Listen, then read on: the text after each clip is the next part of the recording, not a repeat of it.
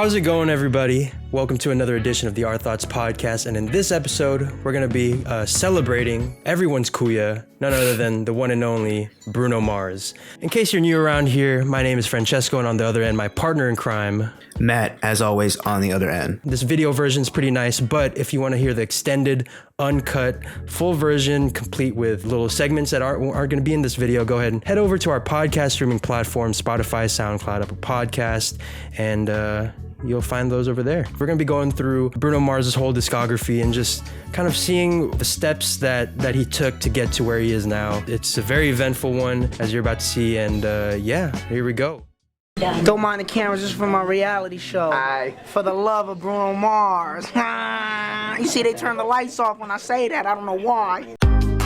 After featuring on singles like Nothing on You and Billionaire, Bruno Mars made his official debut with the album titled Doo-Wops and Hooligans. When asked about the title, Bruno Mars said, "I grew up listening to my dad who loved doo-wop music with sounds that were straight to the point and simple, that relied on a beautiful melody and voice, representing his romantic side. However, Bruno also liked to party, which is where the hooligan side of the album comes from. With records like Just the Way You Are and Marry You, you get Bruno at his sweetest.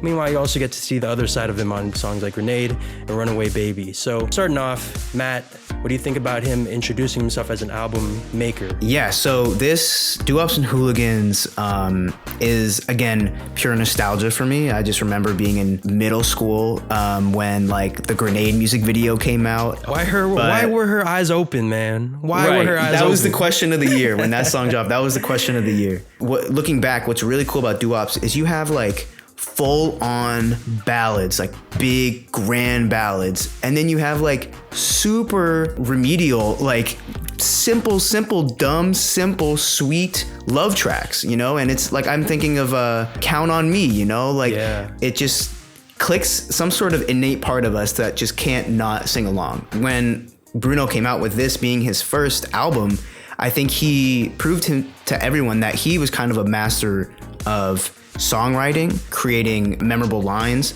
but also being a pop star, you know, and being able to make those pop hits and those radio hits. You think, you know, Grenade, Just the Way You Are, you know, you have the lazy song. Like, come on, y'all remember that music video with him and the monkeys and everything? It was so simple, you know. It looks like what I'm looking like right now. He filmed it on his desk, and all of a sudden there's these it's just so endearing. And like you said, when it comes to that doo-wop, that straightforwardness, I think that's where his genius comes from, is that he was straightforward in everything.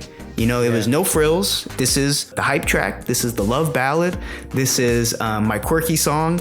This is my sexy song. You know, it's just he had variety and range, I think, is the one thing that he really proved off the bat. You know, like you mentioned, he does the poppy, lovey-dovey records. He also does some soul and like rock in there. But then he does something that I almost like didn't know I needed from Bruno, was some reggae. Like I really enjoyed the reggae records on this one. Yeah, and like the Liquor Store Blues, like that was really interesting. And what I love about the two reggae songs is they kind of both encapsulate Doo-Wops and Hooligans. Is like, you have Our First Time, which is like the sweet but also sensual song part of Bruno that he has like on lock. And then you have Liquor Store Blues, which is this fun like dirt bag record, you know, like 'Cause 68 cents just ain't gonna pay the rent, so I'll be out until they call the cops. He really like channels both sides using the same genre. In the same Which album. I love. That felt immediately like he was paying homage to probably the music he was listening and hearing around his environment when he was a kid. You know, he grew up in Hawaii, you know, that's where he's from. Just that island influence. And there's a lot of, I don't know if you really dive into like Hawaiian island music, but they talk about drinking a lot. Like there's one of my favorite songs, island songs, is called Drinking Problem. And it's straight up like an alcoholic's anthem, bro. Like go listen to it, or I'll show it to you after. People say I've got a drinking problem, but I got no problem drinking at all. One little quick thing I wanted to ask you, is this album dated at all? A little bit.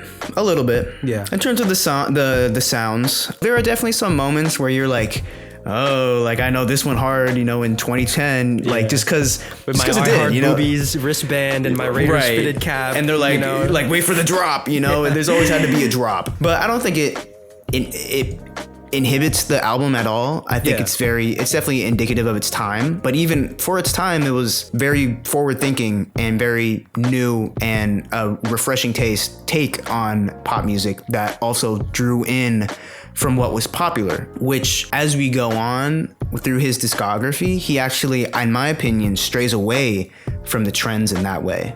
And in fact, creates his own trends. Yeah, absolutely. And as you know, as we go on as a society, it's gonna be timeless in the way that now we take in the 2010s and nostalgia. You know, the same way that now we're in that Y2K nostalgic era. Like now Avril Lavigne is timeless. You know, just because now we see like, oh, people like that shit. Paramore. Yeah. You know. Yeah. So I think we'll kind of take that into account when we go back in like 10, 20 years and listen to this album. It's like, oh no, this was a preservation a little bit of that 2010 sound. For a debut album, I can forgive any dated aspect of it just because it's just such a time capsule in and of itself anyway. I'm pretty unorthodox. If you listen to the singles, like it's kind of all over the place. And I think that scares Suits. Yeah. You know, because I don't know, they don't know where the hell they want to put, like, what am I? What audience do we cater him to? And I just told him, the universe. Yeah. Following Doo-Wops and Hooligans, Bruno was feeling unhappy with his label since he was pressured to change certain things on Doo-Wops. As he recalls a label president saying to him, "Your music sucks, you don't know who you are, your music is all over the place, and we don't know how to market this stuff. Pick a lane and come back to us." As a result, Bruno Mars took his sweet time and came back with an album that unapologetically jumps from R&B to pop to reggae, disco, rock, soul, you name it, all tied together by the concepts of love and heartbreak into a beautiful album we now know today as Unorthodox Jukebox. One thing I noticed going back to it is like, man, this is a really dark album compared to, you know, the idea of Bruno Mars, you know, fun, loving, all that. But you get songs like Gorilla, Natalie, Money Makes Her Smile, you know, that are like sonically a little darker. And he kind of does a similar fashion in Doo-Wops where he takes just every single genre and jumps through every single one. But there's something different about this album. What aspects did Bruno grow in, and like just like what kind of was refined, as you were alluding to before? Whoever's listening or whoever's watching didn't know, Bruno Mars grew up as a kid doing Elvis impressions. You know, you can probably look up way back, you know, you can look up when Bruno Mars was a kid, literally a kid, at dive bars in Hawaii, in LA, doing Elvis impersonations. And I feel like he really channeled that with Unorthodox Jukebox, which makes sense. You know, the whole jukebox era, that's very 50s, very much when, you know, Elvis was kind of the talk of the town, when that was like his era. And so I think what really stood out for me in terms of refining his sound in this album versus Doo-Wops is pretty much precisely what you mentioned, what the label head said. You know, it sounded really harsh. It sounded like he was definitely being a hater, but there's definitely some truth to what he was talking about. You know, with Doo-Wops, it definitely is all over the place. Looking back now, I think it's the fact that it's all over the place is kind of just endearing to me, at least, and that he was just really put his heart into it and was like, let me just put everything I know about music and what I've heard into that album. And now he's picking a lane. With Unorthodox, this was his first kind of concept that he was going into an album with, whether it's this kind of jukebox era, you know, ballads and pop songs. I mean, I'm thinking the most jukebox sounding song is probably the last song on the album, If I Knew. If I knew one day you'd come, which is just straight out of like Sam Cooke type. Yeah, it's like you know? super classic, just like When you left, but now I know I only hurt myself. it's like I feel like he's just sitting at the end of a diner singing this to us, you know, like very much painting a picture that this is, you know, the jukebox era.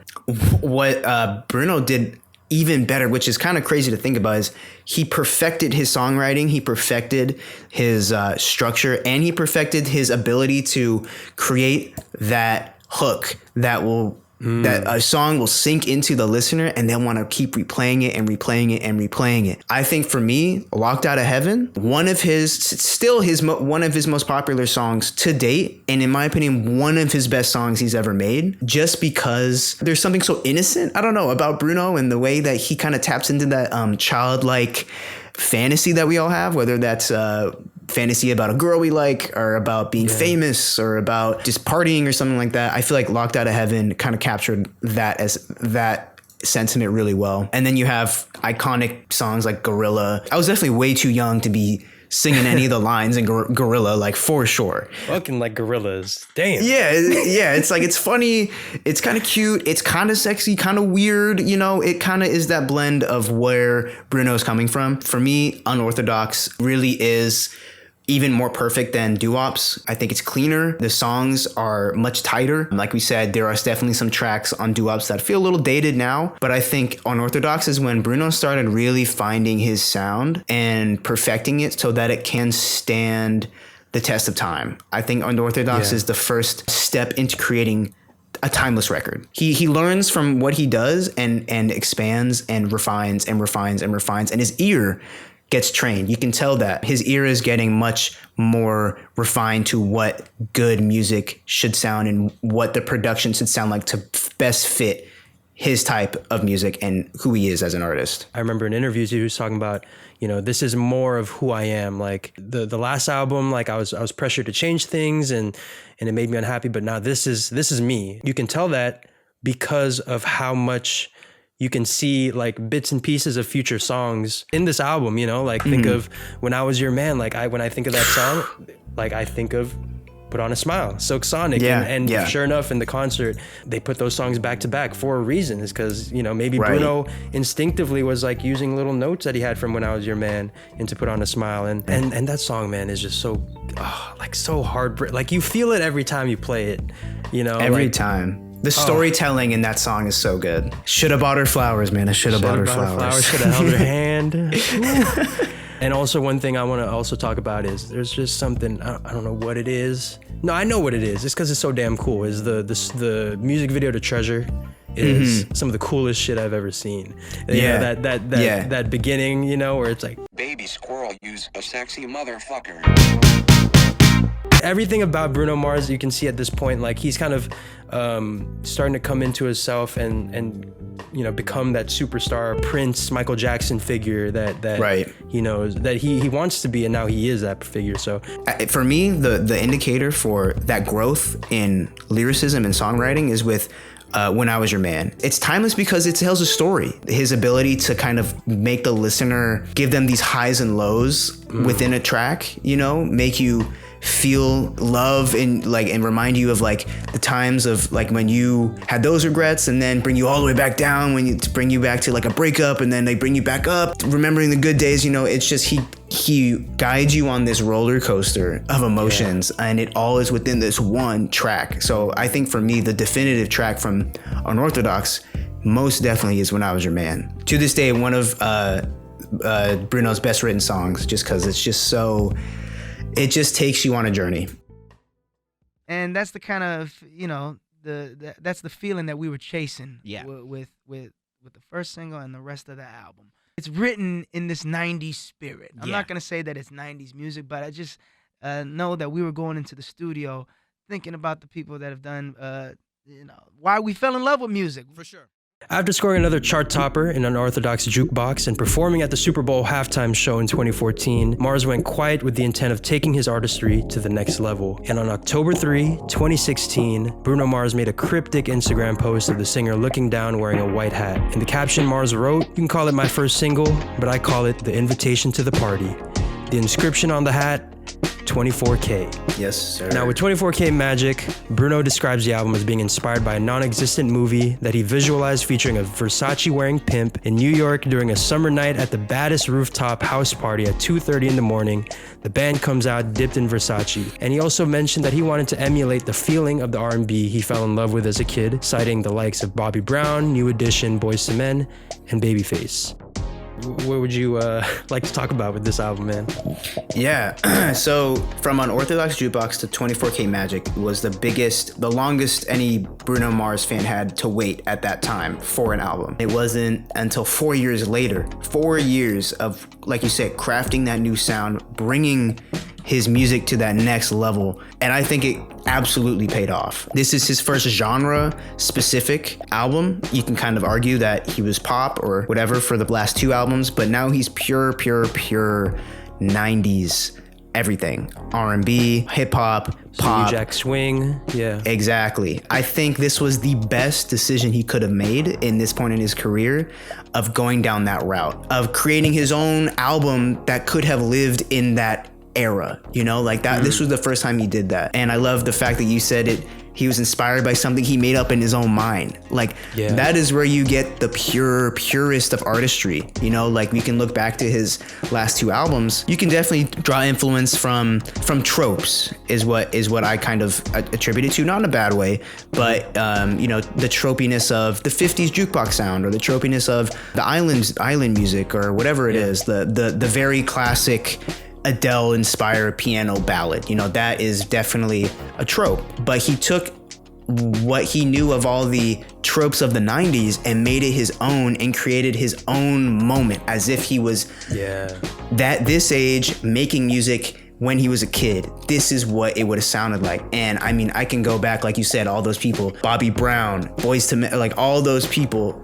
It's so very obvious, but done in such a endearing and also appropriate way. You know, I think this is when the first time the whole cultural appropriator conversation started, because it was so similar to a lot of those, you know, black artists who, again, popularized music, this type of music in the 90s, 80s to 90s to begin with. But I think for me, 24K Magic, it's so different than his first 2 projects. I think he used those 4 years to really hone in on creating perfect music, like literally, like production wise, the sounds, the arrangements of these songs are like spotless, like science, like mathematical, like mathematical, you know, and that is a testament to how much of a musician Bruno Mars is. I mean, with the first single off 24K Magic being 24K Magic, already, come on, like that music video, like please, you cannot live that down ever, bro. Seeing the full silk fit for the first time, seeing the snapback, like he created open, the door is open, his ankles out, loafers on, in the whip, like he was creating a character, you know. And this was the first time he really created a character with his music. You know, he had his look, but this was when he was creating a persona. And when you do that correctly, you reach superstar status. This is the album that launched him into the moon, literally. I mean, if he wasn't already there after Super Bowl, I think this was his definitive, like, I am going to be one of the greatest musicians ever. And it started with 24K Magic. This album to me is what it sounds like. It is literally magic. He creates these sounds, these sonic like moments of just pure 90s, but like it's so curated, it's so clean, it's so concise, it's perfectly produced. It's like transporting you into an era where you're like, where was this song when I was a kid? Like, I swear this sounds like something that would have been on Love and Basketball. Like, this is something that sounds like, you know, all those, like, you know, like you said, like a movie like that. Like, it just sounds so familiar, and tapping into that nostalgic aspect of it, I think is what gave this album that crazy run that it had. I mean, he was touring this album for like years. I think he was on tour for like 3 years straight, like straight up. The track list, the sequencing on this album is really great, because you open up with the party that, you know, this 24K Magic party that he's been hyping up. Versace on the floor, you get into the bedroom, all that stuff, and that's like one of the greatest records ever. After that, you get to see like, oh, this is what this character is on his off days, is Calling All My Lovelies. Calling All My Lovelies is probably my favorite record. Is because you see that, oh, he's trying to be this player, you know, certified lover boy type thing. If I ring, don't let it ring too long, or I'm gone. 'Cause I got a leash waiting, I hear you waiting, all the leashes waiting on me. And he calls Halle Berry, and she says, "Hi, you've reached Halle Berry. Sorry I can't get to the phone right now, but if you leave your name and number, I'll get right back to you." And says, damn. So that's when you kind of see the again, like that endearing quality about Bruno. He's willing to portray himself as like the butt of the joke, the fool, you know? And Too Good to Say Goodbye is one of those records where you're just you see the whole movie playing out. Like, he's in the rain, he's begging on his knees right outside the girl's house. He's trying to, make this last one more time. One last thing I want to mention, go check out the Bruno Mars special on at the Apollo Theater. I think it came out around the time this album came out. It is like the 24K Magic experience. There's something very transparent and straightforward with his older projects, but he wanted to give you more than that. He wanted to give you this, that, and the third, when it comes to step in to the world of 24K Magic. He wants his listener to step in and feel like they're dripped in Versace as well. Like they just got off the phone with Halle Berry. They just did their perm with him too. Like you're in the moment with him. Yeah. And I think that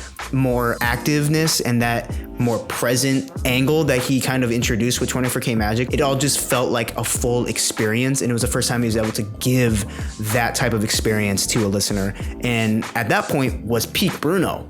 And I really didn't think he could top it. But then enter Sonic. I would think that was probably the biggest difference. I think we're both like perfectionists, but I think for him, he has no problem just sitting with one song. Beating a song to death. So everybody hate me. For numerous sessions. And then not only that, continuously asking you, what do you think? Is it good? I don't know, Bruno. It's been 2 years. It's been 2 years, dog. I want to go home. We've been working on this verse. I want off this ride. During the European leg of the 24K Magic Tour in 2017, Bruno Mars found himself spending a lot of time in the studio with his opening act, none other than the owner of the best teeth in the game, Anderson .Paak. And the two found themselves bonding over their love of classic soul and spent many nights playing each other songs that they loved. Then COVID happened, shutting down any plans to do what they do best, which was performing. So in an effort to preserve the live music experience, as well as cultivate their shared love for the classics, Anderson .Paak and Bruno Mars created one of the smoothest and sexiest duos known to man, Silk Sonic. There's a lot to say about Silk Sonic, but we do want to point you over to an Evening with Silk Sonic review, and also we had a reaction review of the Silk Sonic concert. We'll go ahead and link that as well. What did this album tell you about Kuya Bruno? Man, as if I didn't know before that Bruno was such a showman, just such a fan of music in general, and knew where exactly he needed to crate dig in order to perfect his sound now. Silk Sonic, I think, solidified that Bruno has impeccable taste. Him and Anderson. And the fact that they both have such similar upbringings in terms of the music they listen to and the music they made, how much they thrive in the live performing, experience, it really was just a match made in heaven. A match made in like an alternate version of the 70s that if we went back however many years ago, this would have happened. This sound, what they were doing right now, it would have happened. It was happening. It just, I don't know. It's so hard to conceive, like just how. Look at it. Just don't even listen to it. You can listen to it and get it, but if you watch the live performances, the dance moves, the smoothness, the breakdowns, even the way they use the lights, and they commit. The attention to detail is, I think, the most insane part about Silk Sonic to me, and also the emphasis on the band. And the chemistry of the band, especially in those live performances, which arguably the proper way to see and experience Silk Sonic, or to listen to Silk Sonic, is live. You have to be there. They give you the full story. They do different breakdowns. They do the dances, however cheesy. They give you their comedy stand-up routines sometimes. It's all pure personality. It's pure 70s. It's just, you just can't not love it. But in terms of the music, this is the best music Bruno has ever made. And I like to say, when people ask me like, oh, how would you rank Bruno's albums? Just look. The way that they are chronologically, they get better and better and better. And Silk Sonic is the best music he's made. Why? I think because the fact that it's a collaborative album, giving time for Anderson and Bruno to bounce off each other. The ideas they created, it's even more cinematic. It's even more otherworldly than 24K Magic. I feel like Bruno got a lot of flack on 24K Magic for creating a sound so clean, so precise that it felt a little, void of any sort of imperfection, which could have given you a more of an organic listening experience. You know, it didn't feel as, you know, intimate. But then enter Anderson .Paak, who is who brings that out. You know, who is the grit, the grime, but still so velvety and smooth, and that's when you get that contrast. Exactly. The contrast, but also like complementary. It's hard to describe.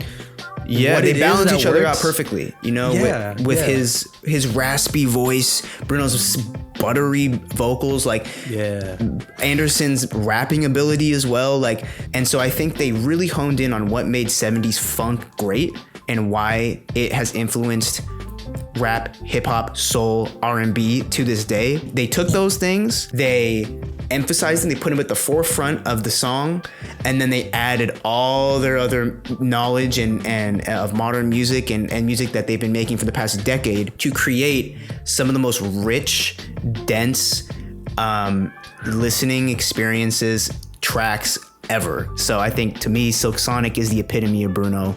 It is the epitome of, honestly, modern music in terms of perfect production. There's only a handful of artists right now making music so perfectly constructed. And I will say this to add on to your point, Anderson .Paak and Bruno Mars, they have made some amazing records, some amazing albums. Love them. They were put on this earth to give us this album. Yeah.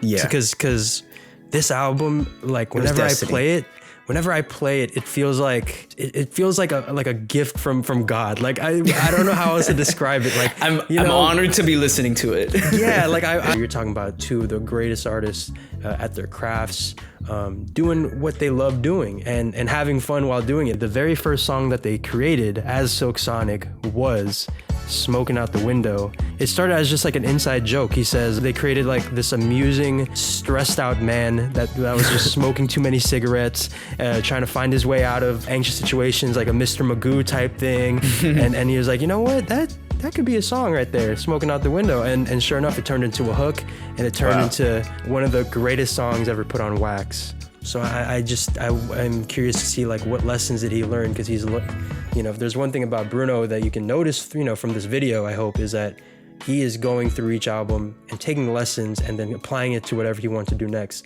And he's not stopping. And on that same note, in terms of what I hope he takes into the next album or whatever it is, whatever his next endeavor is, there's a moment on the Silk Sonic album that felt like I was waiting for it for years. When it comes to being a Bruno fan and knowing every single song, every single lyric, I was waiting to hear him crack. I want to hear him strain his voice. He's too perfect. Very polished. Very polished, and of course that fits the vibe of that. But on Put On a Smile, when he hits that high note, it was the first time I heard a strain. In fact, let's go ahead and hear it right now. But Lord knows I'm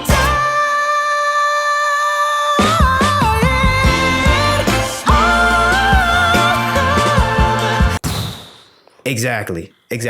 Now, it's not like his voice cracked or anything, but he was pushing his voice. He was pushing it. And the fact he hits the 70s Jackson 5-esque, the Earth, Wind and Fire-esque, you know, high note right after that, you know, all of the things that Bruno created for himself that set him apart shined in this song. It was the moment I heard his voice strain was the moment I was like, fucking finally, bro. Like, Bruno, I don't know, it just gave him some sort of humanity back for me. And I hope that's what he takes with him into his next project, is embracing the imperfections. Music is the only thing we have connecting us that could fix all of our problems. Isn't that crazy? And that's what I want to write for the rest of my life. Music that brings people. There's no other way to say it without sounding sappy. Say it. Making people come together.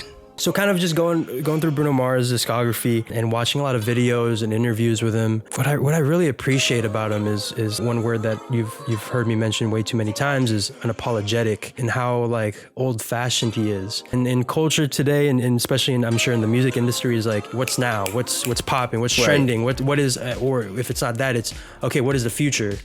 But what Bruno Mars did, which I really admire, is that he said, no, I want to do something that I love. And what I love is the music that I listened to growing up.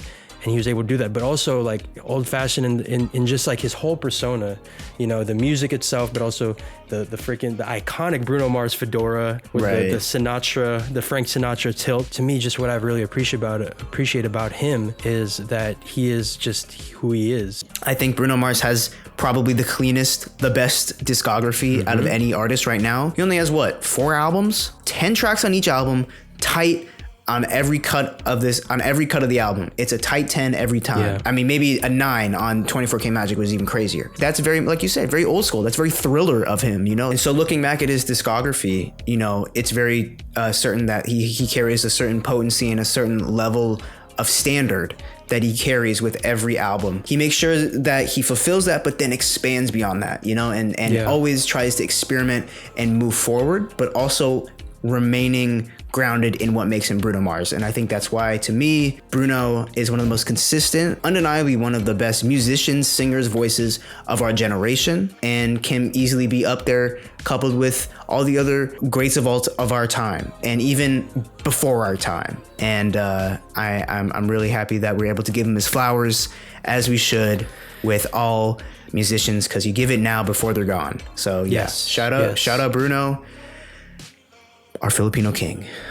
That about does it for us for this Bruno Mars deep dive. Let us know what your favorite Bruno Mars tracks. If you're a Bruno fan, what got you into it, or any other thoughts about Bruno Mars in general, or what we had to say today, leave it down in the comments below, right below that like button. While you're down there, link below will be our live stream. We live stream every single week, every Thursday, 5 p.m. PST, 8 p.m. EST, right here on youtube.com. Our Thoughts Live. Join us over there for an even more extended conversation where you could ask us questions personally. It's too late to apologize. Oh wait, wrong, too late. If you want to see the extended cut of this video, or whatever conversations or points we made or fun facts that didn't make the cut, again, look us up on Our Thoughts Podcast on any podcasting site that you use. This has been Our Thoughts Podcast. We'll see you over at Our Thoughts Live. Follow us. Social media is all down below. Make sure you subscribe, share it with your friends, click that bell. We'll see you later. Fuck it, we ballin'. Peace.